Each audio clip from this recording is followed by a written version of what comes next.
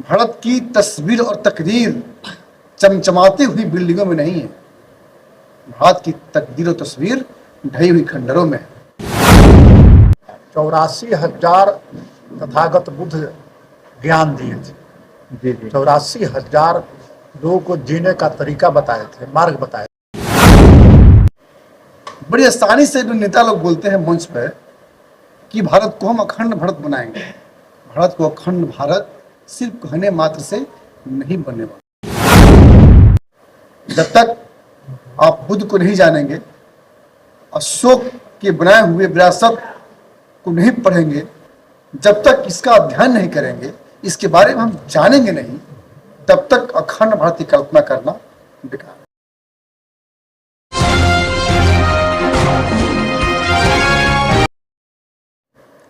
इस कार्यक्रम का उद्देश्य है, विश्व की विरासत है केसरिया बौद्ध स्तूप। उस स्तूप को किस उद्देश्य से बनाया गया था और कौन बनाया था, इस इतिहास को चंपारण वासियों को, बिहार वासियों को, देशवासियों को जानकारी देने के लिए हम लोगों ने यह कार्यक्रम रखा है।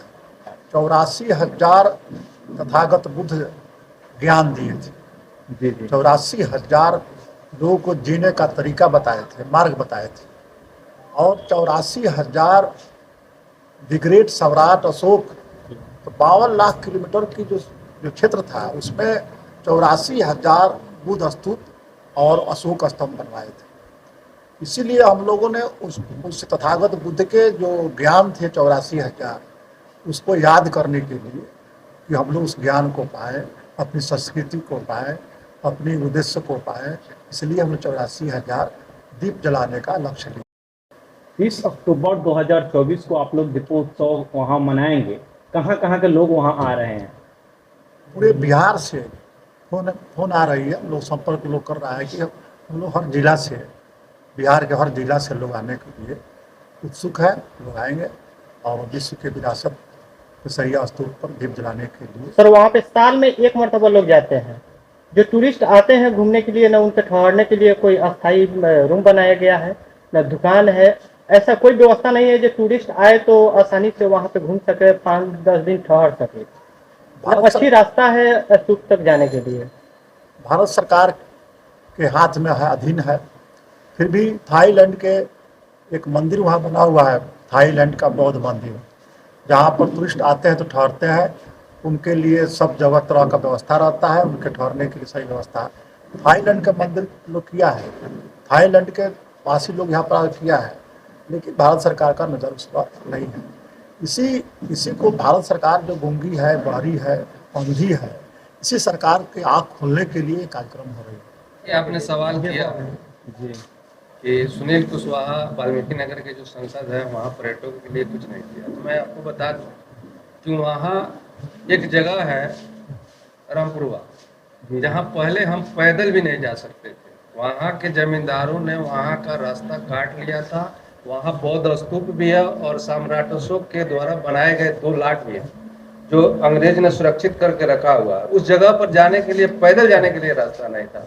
आज उन्होंने वहाँ इतना विकास किया है कि हम अपनी गाड़ी से जा सकते हैं, वहाँ रह सकते हैं। इस तरह उन्होंने नंदनगढ़ लौरिया पर भी ध्यान दिया है। आप देख रहे होंगे कि नंदनगढ़ लौरिया स्तूप के बगल में, अशोका स्तंभ के बगल में एक पुल बन रहा था, जिसे सुनील कुमार ने रुकवाया, इसलिए कि अगर इस पुल बन जाता तो वहाँ से जब पानी आती तो अशोक लाट जो था, अशोक स्तंभ जो था, वो क्षतिग्रस्त हो जाता। आज भी पुल उसी स्थिति में है। उन्होंने भारत सरकार को चिट्ठी लिखा, बिहार सरकार को लिखा, और उस पुल को रोक के रखे हुए हैं कि पुल की जगह बदली जाए। तो ऐसी बात नहीं है कि माननीय काम वहाँ नहीं कर रहे हैं, वो अपनी क्षमता के अनुसार पूरी ताकत लगा के काम कर रहे हैं।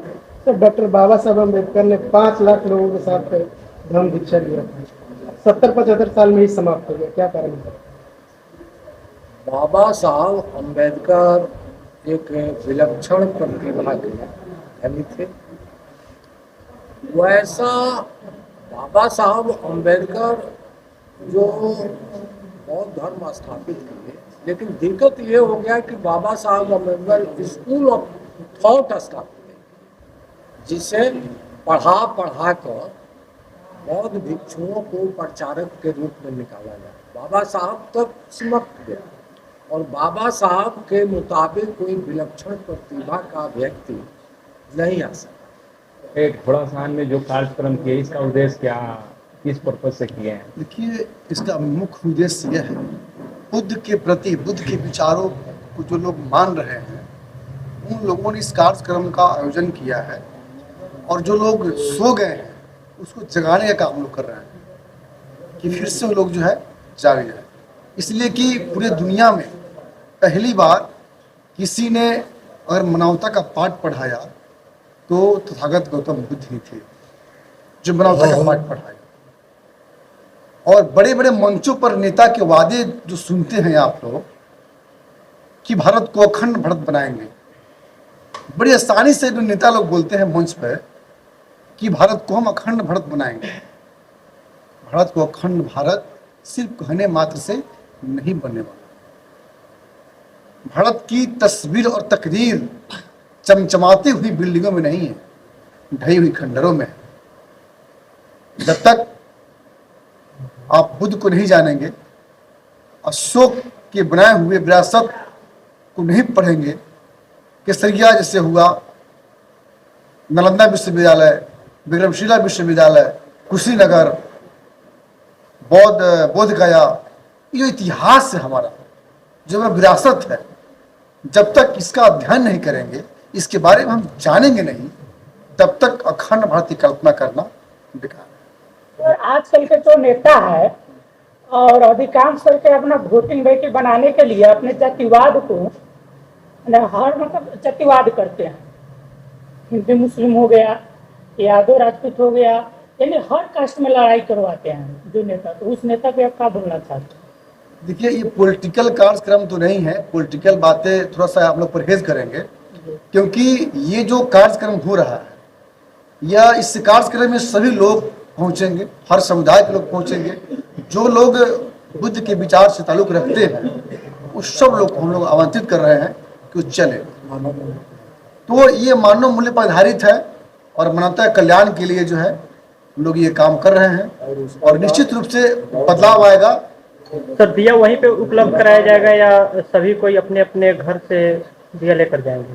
उसमें सभी लोगों से आग्रह किया जा रहा है कि संभवतः हो सके तो एक कम से कम दीपक जो है अपने साथ ले चले। एक कोई बहुत बड़ी अधिक राशि की आवश्यकता नहीं है कि एक दीपक खरीदना है तो हमें, या कैंडल खरीदना है तो हमें जो है किसी को मांगना पड़े। व्यवस्था हम लोग भी वहाँ रखा है, मगर हम लोग प्रयास करें कि आप लोग अपने अपने साथ दीपक लेकर के आइए, और जो लोग नहीं लेकर के आएंगे उन्हें हम वहाँ उपलब्ध करवाएंगे। बस। हाँ जी, रुकिए, जाने से पहले मेरे चैनल को लाइक करें, सब्सक्राइब करें और बेल आइकन जरूर दबाएं ताकि कोई भी मेरा न्यूज़ सबसे पहले आप तक पहुंचता रहे। धन्यवाद।